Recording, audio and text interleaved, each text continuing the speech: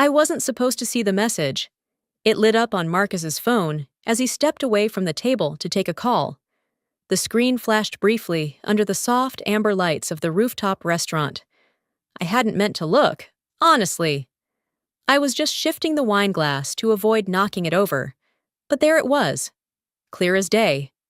Let her finish the deal, then cut her loose. Sent by Gavin Reese. Our new CEO. The words seared into my mind like a silent burn. I blinked, but they didn't disappear. My hand froze mid-air. The glass nearly tipped. Across the table, the clients from Barnes Tech were laughing with their CFO. Oblivious. We'd spent the last 9 months bringing them to the table for this deal, one of the biggest partnerships in the firm's history. A full-stack AI infrastructure package valued at over $40 million. And I was the architect behind every clause, every contingency. I straightened in my seat just as Marcus returned. He gave me that usual polished grin, the one that never quite reached his eyes. But there was a flicker, a subtle narrowing of his gaze. He knew I'd seen it. I smiled back, slow and smooth. Let the game begin. I thought. The dinner continued like a well-rehearsed play. Marcus toasted to cross-functional collaboration. The clients clinked glasses, and I nodded in all the right places. But inside, something shifted. The room hadn't changed, but I had. I studied Marcus more closely now. He sat straighter than usual, checked his phone often, fingers twitching slightly with each vibration. He laughed at the wrong times.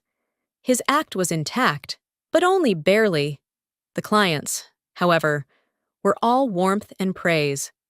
"Nicole, your leadership on this has been phenomenal." Eric Barnes said, "Frankly, if you were running the whole show, we'd have signed this last month."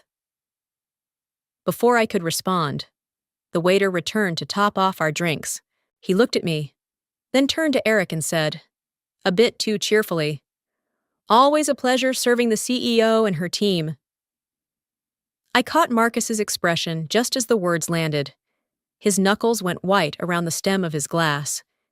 He didn't say a word, but that single instant, his tightening grip, his clenched jaw, told me everything. They weren't just planning to cut me loose. They were waiting for me to hand them the signed contract first. Suddenly, the laughter around me felt distant, like echoes down a hallway I no longer belonged in. The warmth of the lights, the scent of seared scallops and aged Merlot, all of it blurred under the weight of what I now knew. I smiled again, but this time not for the clients. It was for me. Something had cracked, not in me, around me, and I was already planning what to do with that crack. The wine from dinner still lingered on my tongue, but the sweetness was gone by the time I returned to my apartment that night. The city lights outside my window looked different, colder, more distant. I slipped out of my blazer, letting it fall across the back of the chair, and stared at the glowing skyline I used to find so inspiring. And just like that, the memories started flooding in. Not one, not two, but 3 promotions I should have gotten. The first was 3 years ago. Our firm had just landed the Lockwell contract, a $10 million deal I'd negotiated almost single-handedly while my supervisor was on paternity leave. I still remember the congratulatory email from the executive team. "Amazing work. Nicole, you've outdone yourself." And yet, when the internal promotion list came out that quarter, it was Marcus who got the title bump. Marcus, who had only joined 6 months earlier. Marcus, who hadn't even been in the building when I flew out to pitch Lockwell face-to-face. I swallowed the insult and kept working. The second time, I was told I was too valuable in my current role to promote. It was during the Xenotech project, another major deal I'd built from scratch. HR called it a strategic necessity to leave me where I was. Marcus called it a temporary hold. The third was just 6 months ago. I'd prepared for it, spent weeks updating my internal pitch deck, gathering peer recommendations, even mentoring 2 junior associates to show leadership initiative. And when the email came out, nothing. No mention, no explanation. Only later did I hear, through hushed hallway conversations, that the executive team thought I was a little too sharp, too precise, too independent. Apparently, a woman who doesn't rely on others is harder to control. My phone buzzed, yanking me back to the present. I glanced down and saw the name. Mom. I let it ring twice before answering, forcing some lightness into my voice. Hey, Ma! Her voice came warm and steady through the receiver. Hi, baby. Just checking in. You sounded tired the other day. I'm fine, I lied, watching my own reflection in the dark window. You sure? She pressed gently. You've been working so hard. I just hope they see that they see you. I hesitated, then smiled, even though she couldn't see it. Of course, they appreciate me, but the truth curled bitter behind my teeth. I looked away from the glass, blinking quickly. My eyes stung more than I expected. A second later, a soft ping echoed from my laptop. I leaned over to check it. It was a message from Ava, my assistant, and the one person in that building who never underestimated me. The message was brief, no subject line, just an attachment and a single line of text. You didn't get this from me. I clicked. It was a PDF. Q4 restructuring proposal. Confidential. My name wasn't on any of the upcoming leadership tracks, not even as a potential. But Marcus's name was everywhere. New team lead, strategic lead, East Coast expansion. I stared at the document, bile rising in my throat. So that's what they thought of me. A tool. A stopgap. Someone to build the bridge, but never cross it. I closed the file and sat in silence, and for the first time in a long time, I let myself feel it, not hide it. The bitterness. It settled into my bones like winter, but deep down, I knew it wouldn't stay there for long. Not this time. It started as just another lunch. Or at least, that's what I thought at the time, 2 months ago. Eric Barnes, COO of Barnes Tech, and our biggest client prospect, asked if I had time to meet off the record. It wasn't unusual. Eric preferred talking shop outside formal settings. I figured it'd be the usual back and forth about delivery timelines or tech specs. We met at an understated cafe on East 44th, the kind of place with white brick walls and reclaimed wood tables, where the cutlery clinks softly and the waitstaff already knows your name. Eric arrived 5 minutes early. As always, button-down sleeves rolled to his elbows. No jacket, no tie, just casual enough to lower your guard, but never sloppy. He smiled as he sat down across from me. Appreciate you making the time. Always, I said. Anything to keep this deal moving. But the moment our drinks arrived, I noticed something odd. He wasn't checking his phone, wasn't reviewing documents, just sipping his espresso and watching me, like he was studying something unspoken. Then he leaned in. Nicole, he said quietly, can I ask you something personal? I blinked. Sure. Why are you still there? I paused. Excuse me? He shrugged. I've seen your work. Your strategy decks are surgical. Your risk models? Elegant. Honestly, I've reviewed some of the deliverables your team sent. Marcus's name is on them. But the structure? That's not his thinking. It's yours. The bitterness from months of being overlooked stirred in my chest again. I kept my voice even. That's how the team works. Shared credit. Eric didn't flinch. You're better than shared credit. I didn't know what to say. Part of me felt flattered. The other part? Suspicious. He swirled his cup and added, Look, I'm not trying to meddle in your career, but if you ever get tired of being underestimated, if you ever build something of your own, he paused, eyes locking onto mine. We'd fund it, The words hung between us. Direct, unpolished, sincere. I gave a small laugh to break the tension. That's a generous hypothetical.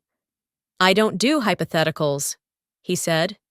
Especially not when I've already turned down deals from people less capable than you. That caught me. What do you mean? He leaned back in his chair. We declined a deal led by Marcus last year. Pitched hard, looked shiny on the surface. But when we dug deeper, conflicts of interest, vague performance guarantees, messy supplier relationships, sloppy. And when we asked for clarity, he raised an eyebrow. All we got was deflection. My stomach turned. That deal had been painted internally as a near miss. No one ever told me Barnes Tech walked away because of Marcus. Or why? Eric continued. Gentler now. I'm saying this because I believe in people who build things right. You do, and that's rare. The waiter came by. Neither of us had touched our food. I forced a smile, trying to play it cool, but my mind was buzzing. That conversation shouldn't have meant anything, just words over espresso. But 2 months later, sitting alone in my apartment with a signed termination notice and a silenced phone, it meant everything. Eric had seen what others refused to see, and now, I couldn't stop wondering, what would it look like to build something of my own? Not in theory, in practice. Something had been planted that day, and though I didn't know it yet, it was already beginning to grow. Some seeds don't bloom in sunlight. They grow in silence, in shadow, and sometimes in secret. After that lunch with Eric, something inside me had shifted, subtly at first, like a change in air pressure before a storm. I didn't walk out of that cafe with a grand plan or a resignation letter burning a hole in my purse. No, I walked out with a quiet question echoing in my chest. What if I could? And once that question took root, it never left. I didn't talk to anyone about it. Not my mother, not my closest friends, not even Ava. I just started researching, late at night, after work, in the silence of my apartment. When the city was still and the buzz of office politics couldn't reach me, I started with the basics: legal structures, tax brackets, business licenses. I combed through regulatory articles like bedtime stories, highlighting what I didn't yet understand. I wasn't building a fantasy. I was studying a blueprint. 1 week later, I walked into a downtown office and sat across from a man named Alan Ridgway, a sharp, matter-of-fact attorney who'd once worked in our company's own compliance department. He'd left 2 years ago, disillusioned with the executive team's selective ethics. When I told him what I wanted, he didn't blink. You want something airtight, he said, tapping his pen. No shortcuts, no paper trails leading back to your current employer. I nodded. I want it clean, and I want it mine. He gave a curt smile. We can do that. We spent the next 2 hours laying out a formation strategy. Alan filed the LLC under a discreet holding name, Rivers and Rowe, drawn from my middle name and my grandmother's maiden name. Neutral, untraceable unless someone was really digging. Next came the business account. I opened it quietly at a local credit union under my newly formed entity. No fancy branding, no staff, no office lease, just a number, a file, and a password only I knew. It wasn't a business yet, not really. It was a container, but it would hold something real, soon. Still, I wasn't reckless. I didn't start transferring data or whispering ideas in the hallway. If I was going to do this, it would be by the book and beyond suspicion. But I hadn't counted on Ava. She caught me late one evening, standing alone in the team server room, staring at the export logs like they were coded in Morse. You're not really watching backup logs for fun, she said, arms crossed. I turned, startled. Just doing some late admin cleanup. She raised an eyebrow. That's the worst lie you've ever told. I didn't reply, just smiled faintly and closed the window. She hesitated, then stepped closer. Whatever it is, I'm in. Unless you tell me not to be. There was a pause between us. I could have waved her off, but something in her expression, steady, loyal, brave, made me exhale. I pulled a small USB drive from my bag and held it out. No names, no details, I said. Just the client decks, my own versions, clean files, nothing proprietary, nothing signed. She took it without flinching. Give me 2 hours. And she did, that night, while most of the office scrolled through dinner menus and social feeds. Ava quietly copied over everything I'd authored in the last 18 months. Strategy briefs, risk models, budget scenarios, all original, all mine. We didn't speak much while she worked. She just handed me the drive when it was done and said, "It's on a clean partition. No metadata. You're good." I nodded. "Thank you." She paused before leaving. "Whatever you're building, it's already stronger than what they think they own." When the door closed behind her, I sat in the dark, the USB cold in my palm. This wasn't vengeance. It wasn't rebellion. It was preparation. It was the plan I never thought I'd need. Until now. There's a kind of pride that isn't loud. It doesn't need applause. It lives in the quiet satisfaction of knowing you've built something others thought you couldn't. That was the kind of pride I felt as I scrolled through the final terms of the Barnes Tech contract. It was just past 7:08 in the evening. The conference room was dim except for the blue glow of my laptop and the city lights flickering beyond the window. Everyone else had gone home hours ago, but not me. Not when we were this close. The total contract value stood at $42.3 million spread over a 10-year rollout of our AI infrastructure suite. I'd refined every clause. Pricing, contingencies, data security, delivery benchmarks. Every footnote had my fingerprints. No legal assistant, no ghostwriter. This deal didn't come from a team, it came from me. At 7:34, my inbox pinged. Eric Barnes. Final review done. Looks clean on our end. We're ready when you are. I leaned back slowly, fingers tented under my chin. Ready when you are. Those words hit differently tonight. This was the kind of deal that could define a career. The kind of deal that turns associates into partners, directors into legends. Except I already knew. The legend wasn't going to have my name on it. I heard footsteps outside the conference room before the door opened. Marcus strolled in. Tie loosened. Smile, too, practiced. "There she is," he said, clapping his hands lightly. "Are closer." I looked up. Neutral. Eric just confirmed. They're ready to sign. Of course they are. He crossed the room and stood beside me, pretending to scan the contract on my screen.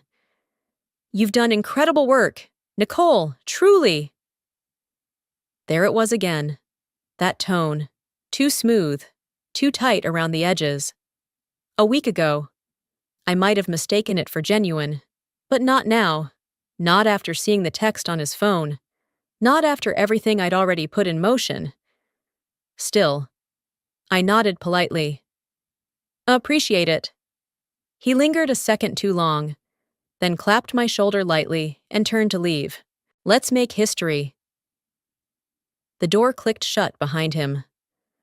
I exhaled, then hovered my mouse over the Send for Signature button. My cursor paused, just for a second. That inner voice, the one I used to silence, whispered again. Wait. The conference room door creaked open a few minutes later. Ava peeked in, her expression tight. "Hey," she whispered, stepping inside and closing the door behind her. I tilted my head. "Everything okay?" She walked over, lowered her voice. "You didn't hit send yet, right?" "No, why?" Ava glanced toward the glass walls, then back at me. "I heard something from HR. They're talking about a restructuring announcement and layoffs." I frowned. That's not unusual during Q4. "Nicole," she said, firmer now. I also heard your name. My stomach dropped, but I kept my face still. Are you sure? Not 100%, but I trust the source. I turned back to my laptop screen. The contract stared back at me, still unsent. They said wait until next week to make anything official. Ava added, so if they're planning something, she didn't have to finish. I understood. If I sent the contract tonight, they'd have their crown jewel and no reason to keep me. I closed the document and powered down my laptop. Thanks, Ava, I said quietly. Let's hold for now. She nodded and slipped out of the room. I stood there in the half-light, arms crossed, pride radiating from somewhere deeper than any promotion could reach, because for the first time, I didn't need their title. I had the leverage, I had the client, and they had no idea what I was about to do with both. The morning started like any other, until it didn't. At 8:01 in the morning, I stepped into the office lobby, holding the same stainless steel coffee tumbler I'd carried every day for the last 3 years. Security nodded at me like always. The same elevator, the same mechanical chime. Nothing was different, yet everything was about to be. The air in the hallway outside my office felt strangely still. As I approached my desk, I noticed something odd. The door to the conference room was ajar.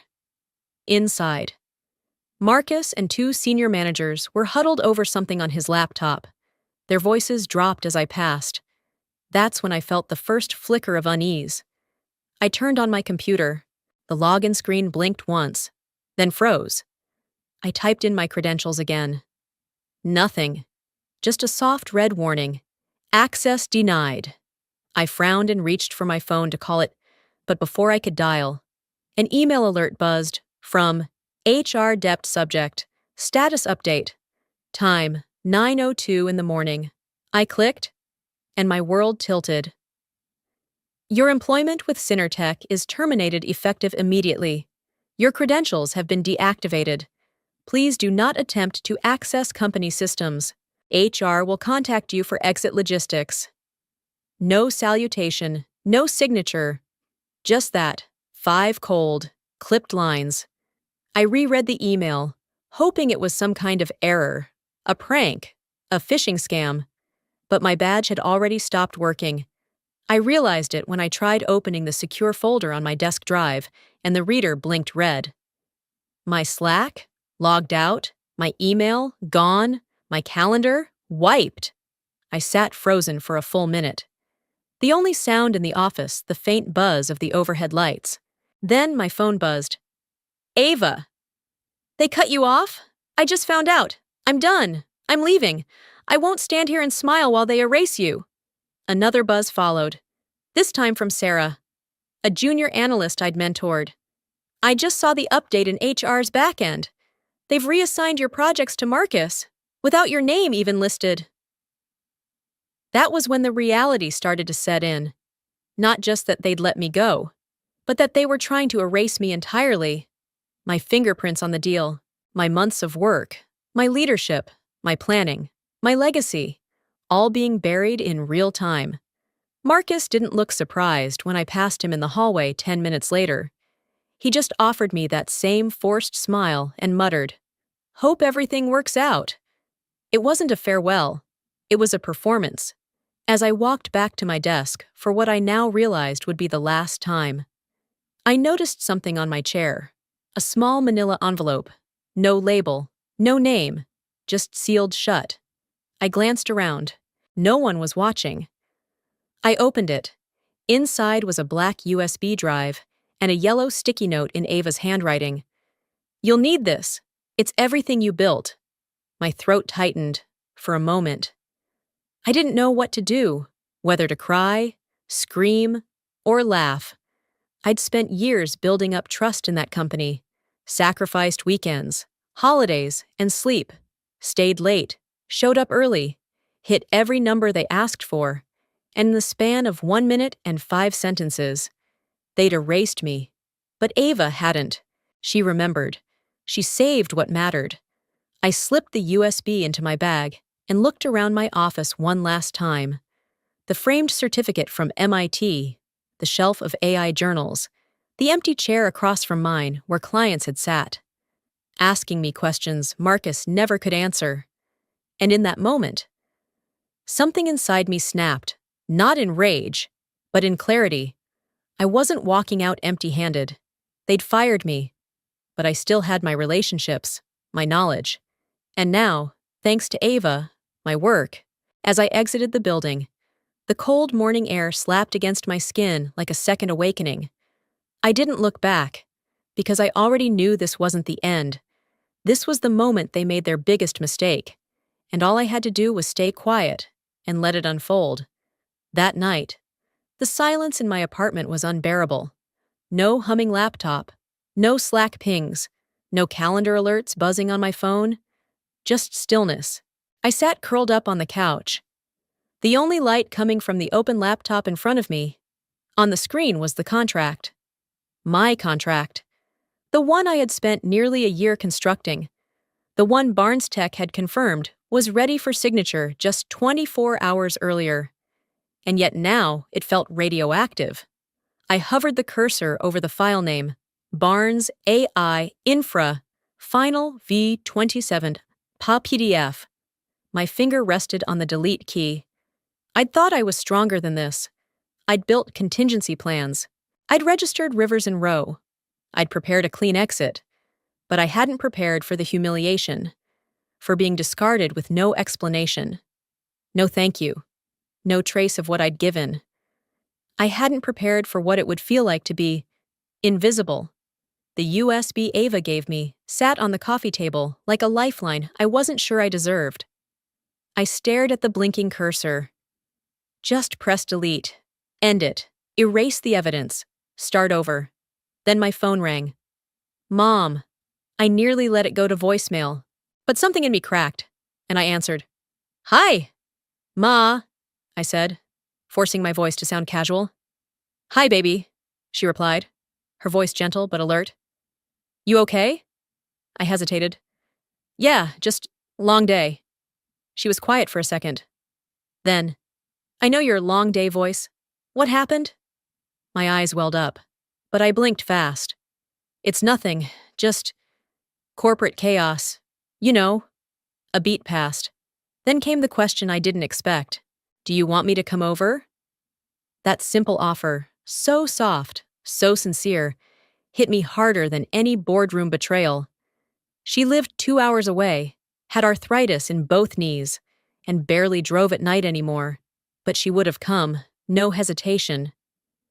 No, Ma, I whispered. I'm okay. I just need to get through tonight. I'll be better tomorrow.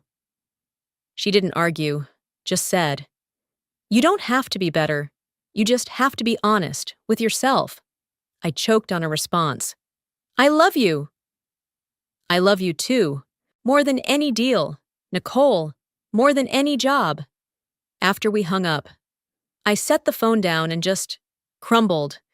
My body shook with sobs I hadn't let myself feel all day.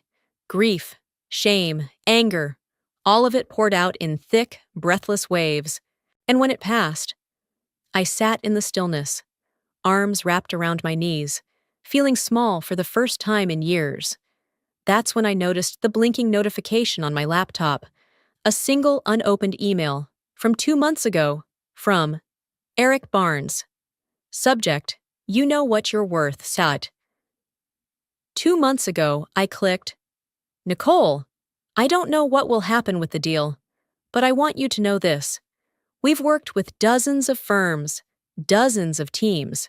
You are the first person who made us feel like our vision mattered as much as our dollars. You're more than a project lead. You're a builder, a strategist. If you ever want to do something different, bigger, on your own terms, call me. We'd back you without hesitation. Eric. I sat motionless, reading the email again and again. My tears had barely dried. But something began to shift. It wasn't just the words. It was the timing. Eric had seen it in me long before I had. Before the contract. Before the termination. Before the humiliation. He had seen something worth investing in, and I had nearly deleted it. I looked back at the USB. then at the unopened folder on my desktop, then at the framed photo of me and Mom on the bookshelf, both of us grinning, arms slung around each other at my college graduation. "You know what you're worth." I whispered it aloud, like a fragile incantation. Not loud, not defiant, just enough to hear myself believe it. I didn't delete the file. Instead, I renamed it R&R Signature Ready PDF, and then I shut the laptop.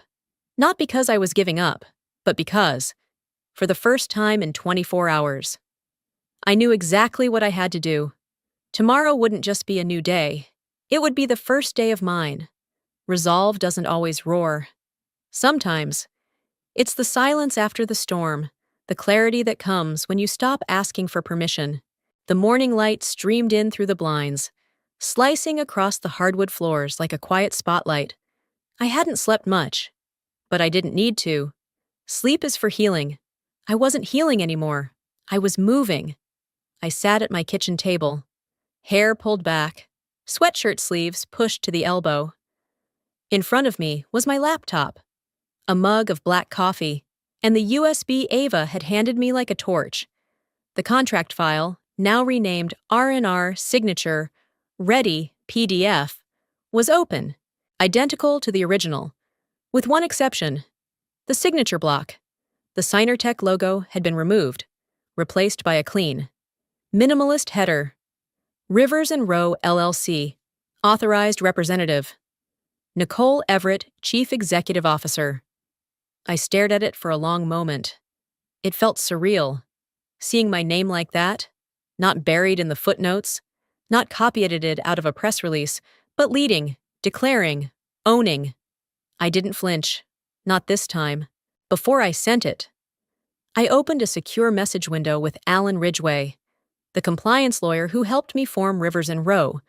I'd looped him in late the night before with a simple question. If I move on this tomorrow, am I bulletproof? His reply came 5 minutes later. Everything is clean. No IP conflicts. Your draft is stronger than theirs. All systems go. I trusted Alan. He'd spent years at Signertech and knew exactly where their weak points were, especially when it came to contracts and control. And this time, he wasn't on their side. I clicked into Gmail. New message. 2. Eric Barnes. Subject, as discussed. Attachment, R&R, signature, ready, PDF. My fingers hovered over the keyboard, then typed one simple line. Thank you for your patience. I'm ready. Then I hit send. The moment after felt eerily calm, like the air just before a bowstring snaps. I closed the laptop and walked to the window, cradling my coffee in both hands.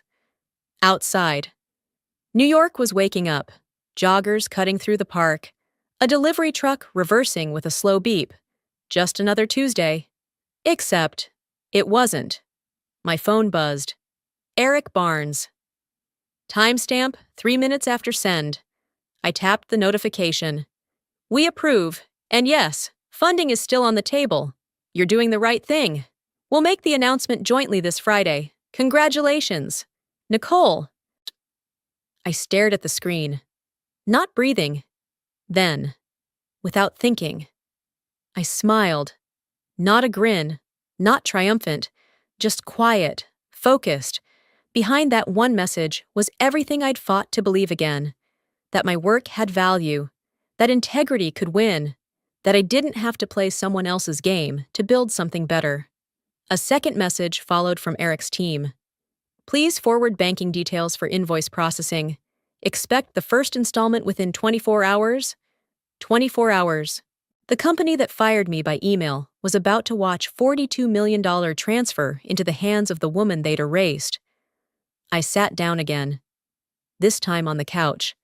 My fingers trembled slightly, not with fear, but with control being restored. Piece by piece. There was one more thing I had to do. I drafted a message to Ava. No subject line, just, "It's done. You saved more than you know." She replied instantly. They're spiraling over here. Marcus hasn't left his office, but I'm smiling. Sai? I let out a slow breath and typed, Give it a week? Then let me know if you want to come build something real. No pressure, no promises, just an open door. Before I closed the laptop again, I opened the file folder labeled Contracts. I moved the newly signed R&R copy into a new subfolder, Executed. Then I renamed the folder, Built by Belief, that morning. I didn't celebrate, didn't pour champagne, didn't tell my mother just yet. There would be time for all of that. For now, I just needed to sit with it, this new weight, this new direction, the risk I'd just taken, and the fire it was going to start.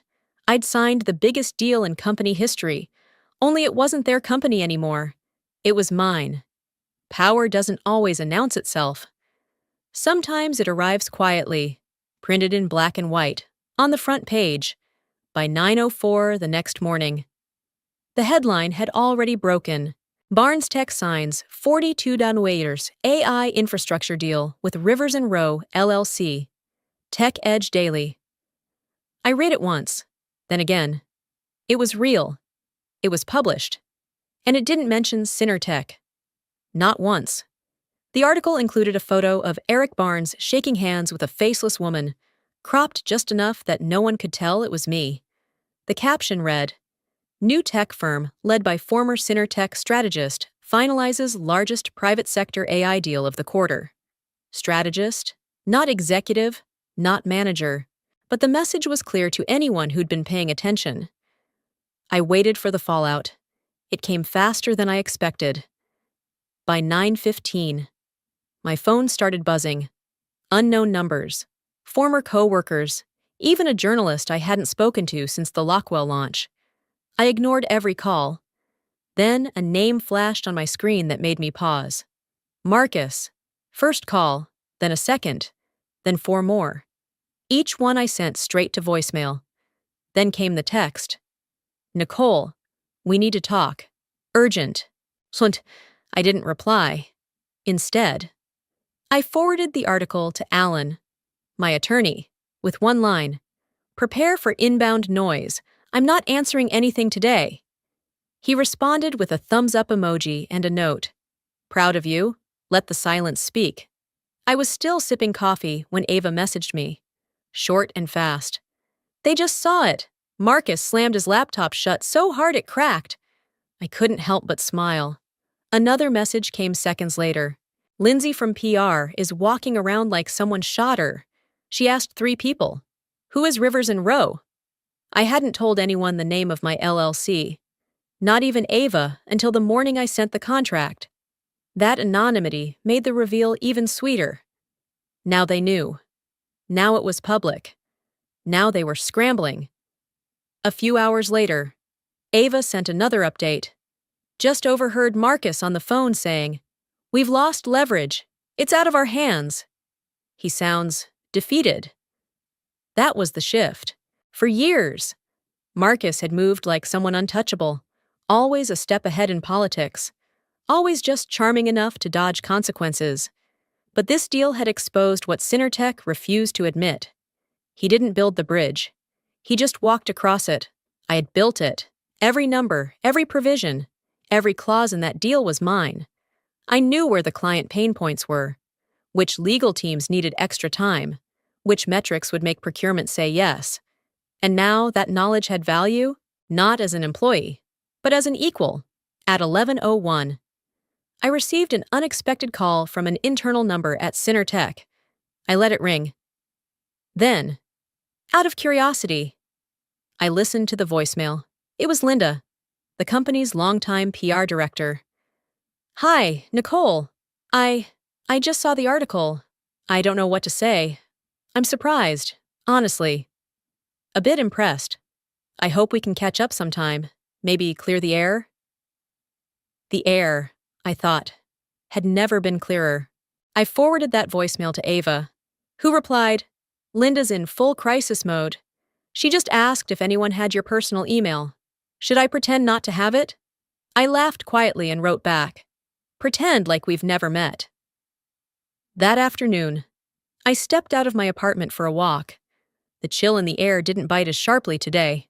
Something about walking past the newsstands, watching people scroll on their phones, knowing my name, though not printed, was behind every headline.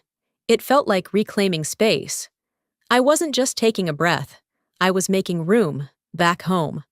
I opened my laptop again and read through the article a third time. Slower now. I let each word sink in. Each line carried more than the deal. It carried narrative. They had tried to erase me. Now, my absence was the story. And for the first time since that termination email hit my inbox, I didn't feel like someone trying to recover from a blow. I felt like someone holding the pen. The contract didn't land where they thought it would. It landed exactly where it belonged. There's a kind of validation that doesn't need trophies or applause. It arrives quietly, in an inbox, with subject lines that make your breath catch. It started with one. At 8:09 the next morning, I got a message from Claire Hoskins, Director of Procurement at Veltonics Solutions. Claire and I had worked closely for 2 years. Through every minor contract renewal and major systems upgrade, we'd built more than a workflow. We'd built trust. Subject, checking in. Nicole, just saw the news. I don't know the full story, but I know this. We want to move our account over to Rivers and Rowe. The leadership here unanimously agreed. We weren't loyal to the brand. We were loyal to you. I stared at the message for a few seconds before I exhaled. Then came the next, Graham Lee, a CTO from a smaller health tech firm we'd onboarded just last quarter. Not surprised to see you behind the deal. We always knew the magic didn't come from Synertech. Let us know what it takes to transition under your new umbrella. We're in. 2 messages in 10 minutes. My inbox felt like it was pulsing. And then a third one landed. Elena Patel, head of systems at Cast Iron Logistics, a woman who once told me I was the only person in this entire sector who listens before talking. Nicole, we saw the Rivers and Rowe announcement. Let's skip the PR games. I always knew you were the reason we stayed through those budget cuts and reorgs. Let's set up a migration plan, no delay. P.S.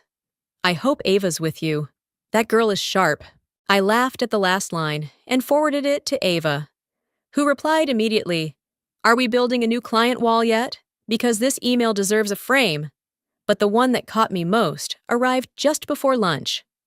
Subject, Congratulations. From Daniel M. Chen, CEO, Barnes Tech.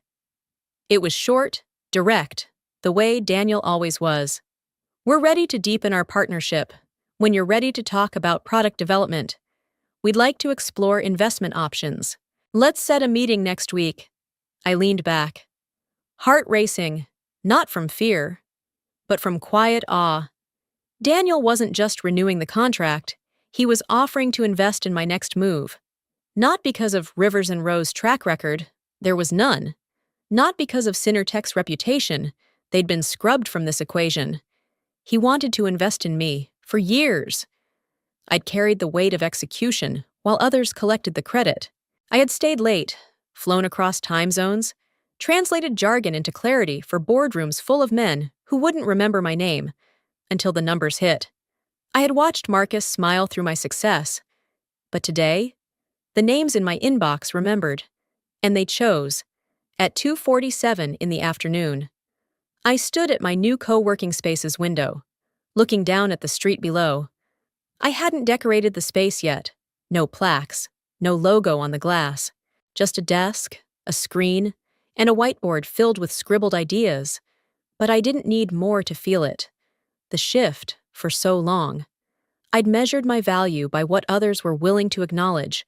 Promotions withheld, praise redirected. Ideas recycled and returned to me with someone else's name at the top. Now. The recognition wasn't just symbolic. It was operational, financial, tangible. It was 4 major clients moving entire portfolios over without needing a pitch, without asking for discount rates or introductory offers. They weren't chasing a brand. They were following trust. There was a knock on the glass wall behind me. I turned to see Ben, The community coordinator at the space. Delivery for Rivers and Row, he said, holding a modest white envelope and a small rectangular box. I opened it after he left. Inside the envelope, a handwritten card from Claire at Veltonics. We always knew who we were really working with. Here's to building something better. Inside the box, a sleek pen, engraved simply, "Lead, don't follow." I ran my thumb along the lettering, smiling. The irony wasn't lost on me. Synertech had refused to give me an executive title, despite years of leading without one, now, without them. I had a company, a contract, a growing client base, and more importantly, my name on every document. Validation didn't come with a trophy, it came with belief. And this time, it was finally mine. When you're right, you don't have to shout. You just have to show up with the facts, and let the silence do the rest. The letter arrived by courier at 8:37 in the morning. Heavy cardstock, Synertech letterhead.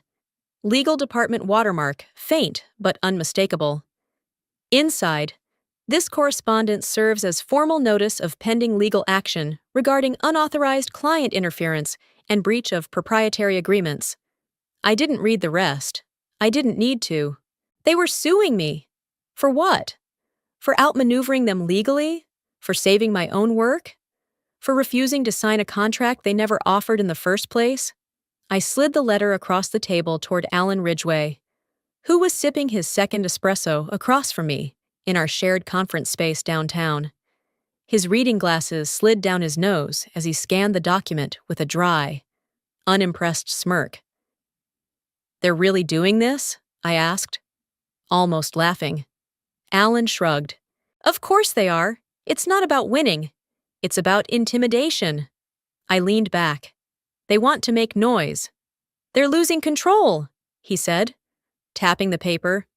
"You took their biggest account, their best strategist, and 4 long-term clients, all legally. They're panicking." He flipped to the back page and let out a chuckle. "Look who signed this." I leaned forward. Matthew Ivers, Synertech's newly promoted in-house legal counsel. I'd met him once at a conference. Polished, sharp, young.